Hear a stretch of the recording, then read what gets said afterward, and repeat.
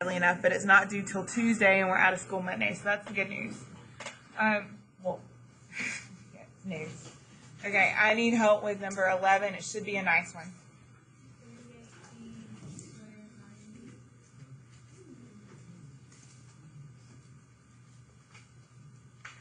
Okay, Paige is trying to confuse the bejesus out of me this morning, which is fine. 361 is a perfect square. What's the perfect square? Well, it's 2 times what gave you 38.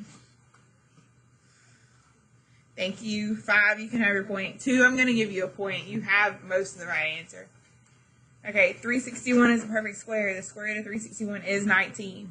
Now I've just got to decide what about the a and the b to the third and all that jazz. So, oh, it's ab. Okay, and that would make sense. Okay, perfect. And then yes, for sure you can have that point if you hadn't got one yet already. Okay, so A has to stay at home.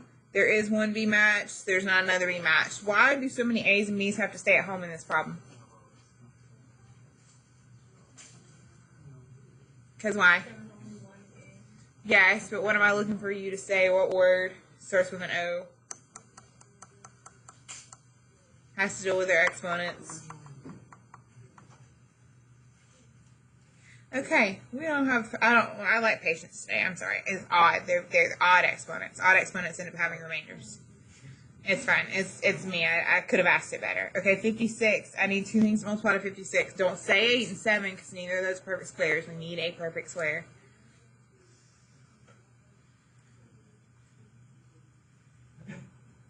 Or either of those perfect squares.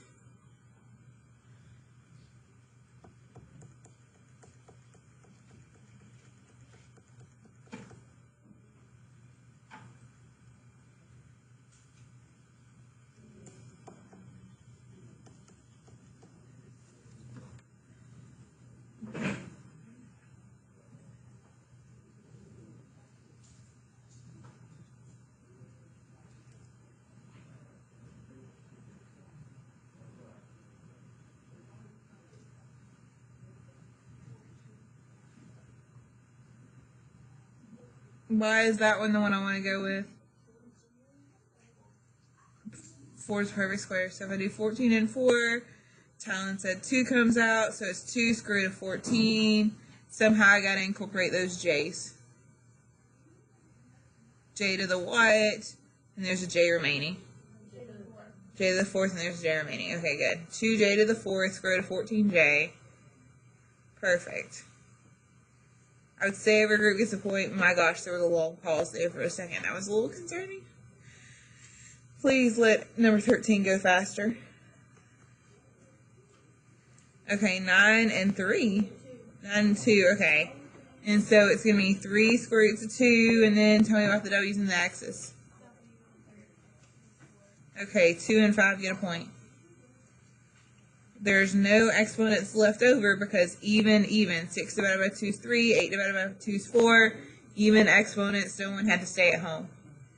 Okay, number 14, also an easy one. Square root of 36 is... Okay, and then so tell me about those A's, B's, and C's. Say what now, Eduardo? B to the 3rd and C to the 5th, and then what's left over? And no C's because that was an even number. 10 divided by 2 is 5. Okay, perfect, but we're not done. Someone tell me the final answer. Okay. Okay, I love you too. Every group can have a point. You can thank 2 for it later. We'll save 15 for Tuesday because that was painful enough. Okay, let's look at your notes. Some people's are out of order. I don't know how this has happened, so let's just start at the beginning again. At the front page of the packet, I've got my list of learning targets.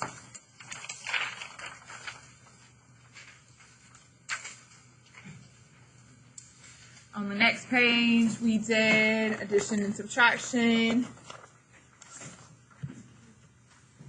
On the page after that, we did some multiplication and division.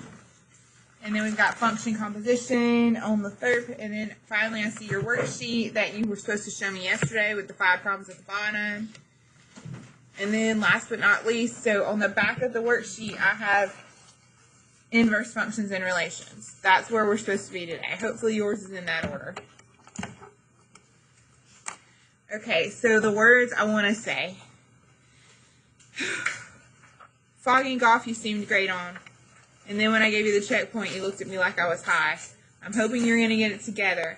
If you need help with your checkpoint, I will recommend people to help you pass the checkpoint, yes. But also, you need to probably practice some fog and golf problems on your own because you're not understanding function composition. I would look ahead, find my study guide, or if you ask me for it, I'll find it for you. So next week I would say, hey, Ms. Compton, can I have some more practice on fog and golf? Or, you know, Karen has a workbook that's going to have more practice problems.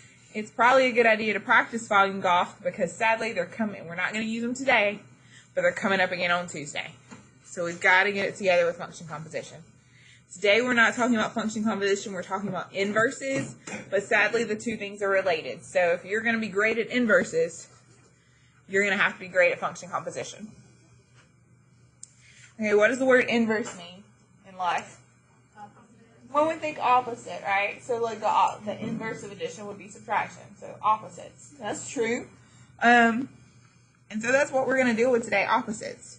So for instance, if we have a relation or a set of ordered pairs, opposites meaning literally let's swap x and y. So it used to be -9, 10. Now we're going to have 10, -9. And -3, 1, -5, 8. Literally, we're just going to swap them. We're going to swap the x and y values. Those are inverse relations. This and this are inverses because they're opposites.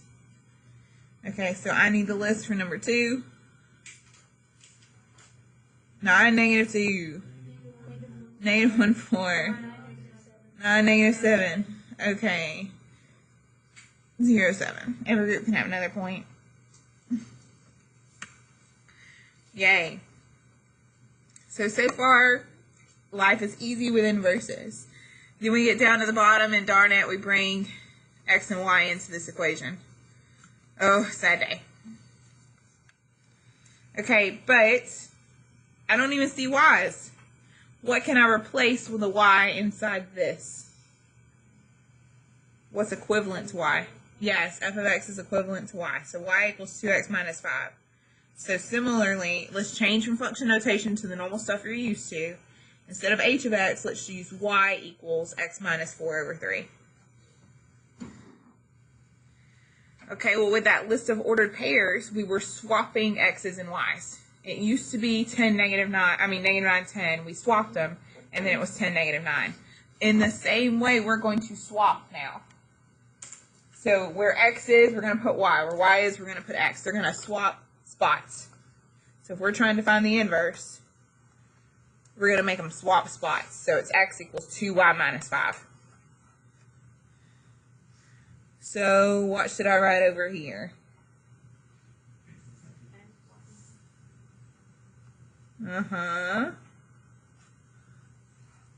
You can have your point.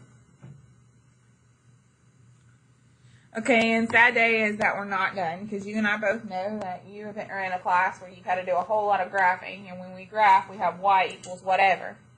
So yeah, we can graph this, and we can graph this, but their inverses we can't graph right now. We need to rearrange these equations and solve for y. So what do I need to do on this left equation to solve for y? How do I solve this equation? Add 5, okay. Now what? Get y by itself. Okay, divided by 2. So I've got x plus 5 over 2 equals y. Y is by itself, thank goodness. Now if you want to rewrite it in the other order, it means the same thing. If it makes you feel better to have y on the left, whatever floats your boat. So these two things are inverses. And on Tuesday, we'll look more at their graphs to see what inverse graphs really look like. But today, what's interesting to note is they really are opposites when it comes to operations. It used to be a plus 5, or minus 5, and our inverse has a plus 5. It used to be times 2, and our inverse has a dividing by 2. So it really is easy to spot inverses normally because you're like, oh, it's the opposite operation. I say that, and there are some exceptions. We'll get to that in a second. Okay, help me solve this one. Get multiply by 3. 2 gets the point. 3x equals y minus 4. Finish it out, 2. Yes, and she's got it perfect. So we're done. Yes, ma'am. Yes, ma'am. It was you, right? That was very, like, I don't know what that was. Okay, cool. Thank you. Yeah. Okay, but again, while that was pretty easy, I know I'm right because it was opposite operations. It was a minus 4, now I'm a plus 4. It was dividing by 3, now I'm multiplying by 3. So life is making pretty good sense. Let's practice 2 more, and then, yeah, you got a worksheet, but you can see how you could have that worksheet done in like 0.2 seconds. Because I think it's only got 8 questions. It's something short. Maybe 10, I don't know. It's not many. Okay, why does number 3 make you sad?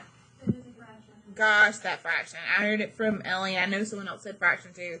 Whoever the 2 fraction people were, give yourself a point. Okay, so we want to know the inverse. So we need to swap x's and y's.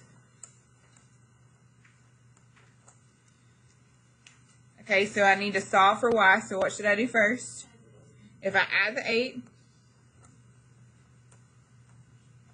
and this is where life gets sad. Because I promise to goodness, if you tell me, don't tell me to divide by negative 5/3. I do multiply by something. What do I multiply by?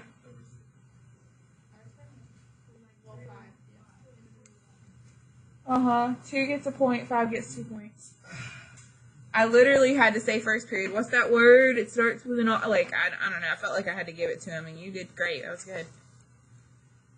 I say that, and the person who found the words in here, he's just zoned out because he already heard me say all this once.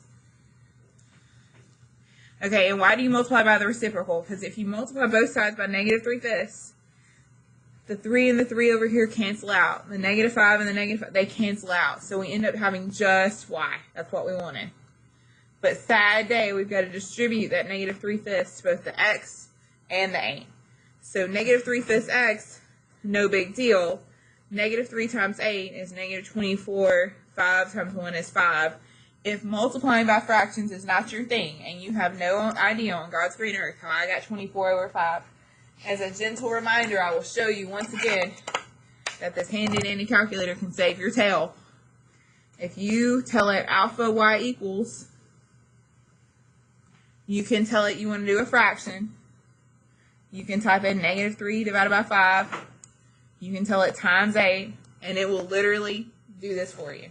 So if fractions are struggling with you, use your calculator. Okay, so we're done. Yay, we got y by itself. Life's good. Here's our original. Here's our inverse. Now, I can see the negative 5/3 and the negative 3/5. I see how they're inverses. But the minus 8, you were kind of expecting to see a plus 8. And darn it, that does not look like a plus 8. So that by logic of it always looks like the opposite is not always true. There is a little more involved. Why are we mad at number 4? Yes, the exponent. Oh, God, the exponent. And if we want to find the inverse of that, we've got to, well, I haven't even swapped, so I got to swap the x and the y. And then she's right. Subtract the 4. And this is where my head starts banging its wall. To get y by itself, you square it. How do I get rid of the 2? You take the square root of both sides. Okay, I'm not quite to the headbanging level. So square root of x minus 4 equals y. And so you're really not surprised because it did work out this time. Plus 4 minus 4, the opposite of squaring is to take the square root. So the inverses really do look like inverses on this one. Darn you fractions, because once you got involved, it wasn't as clear. But this one, like, yeah, I can totally do this. This is feasible. Okay, are there any questions about this? I feel like this is really easy. There's only one more step to it after this, but sad day, it involves composition. So if you're still mad at fog and golf, you've got to like deal with that beast today.